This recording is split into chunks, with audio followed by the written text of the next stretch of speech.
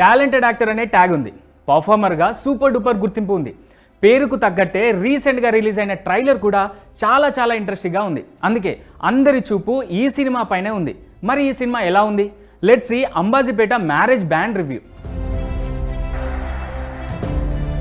కథలోకి వెళ్తే అంబాజీపేటలో మల్లి అలియాస్ సుహాస్ అండ్ అతని గ్యాంగ్ బ్యాండ్ వాయిస్తూ కులవృత్తి అయిన కటింగ్ షేవింగ్ చేస్తుంటారు.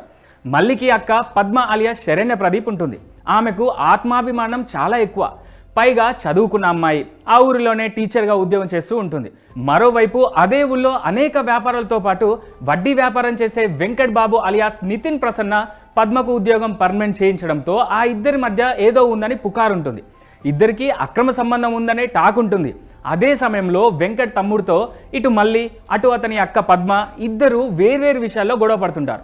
మరోవైపు చిన్నప్పటి నుంచి వెంకట్ చెల్లెలు లక్ష్మి అలియాస్ శివానితో ప్రేమలో ఉంటాడు మల్లి. ఈ విషయం తెలియడంతో అటు పద్మకి ఇటు మల్లికి కలిసి ఎలాగైనా బుద్ధి చెప్పాలని వెంకట్ భావిస్తూ ఉంటాడు.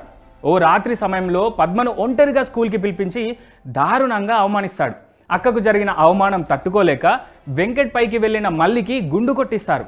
ఆ తర్వాత వాళ్ళ ఆత్మాభిమానం కాపాడుకోవడానికి అక్క తమ్ముళ్ళు ఏం చేశారనేదే రిమైనింగ్ స్టోరీ. ఇదేం తెలియని కథ కాదు, మనం ఊళ్ళో రెగ్యులర్గా చూసే కథే. అగ్రకులాలు తక్కువ జాతి అంటూ జరిగే గొడవలనే సినిమాగా తీశాడు దర్శకుడు దుష్యంత్. చిన్న కథలోనే ఎమోషన్స్తో పాటు లవ్ స్టోరీ కూడా బాగా రాసుకున్నాడు. అంతకంటే బలమైన సన్నివేశాలు కొన్ని ఉన్నాయి సినిమాలో. ఫస్ట్ హాఫ్ అంతా లవ్ స్టోరీ ఎంటర్టైన్మెంట్తోనే సరదాగా సాగుతుంది.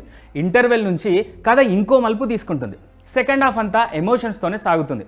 అందులోనూ పోలీస్ స్టేషన్ అదిరిపోయింది. ఎక్కడ సినిమాటిక్ లిబర్టీ తీసుకోకుండా సహజంగా తీసినట్టే అనిపిస్తుంది. అదే ఈ సినిమాకు ప్లస్ పాయింట్ కూడా అయింది.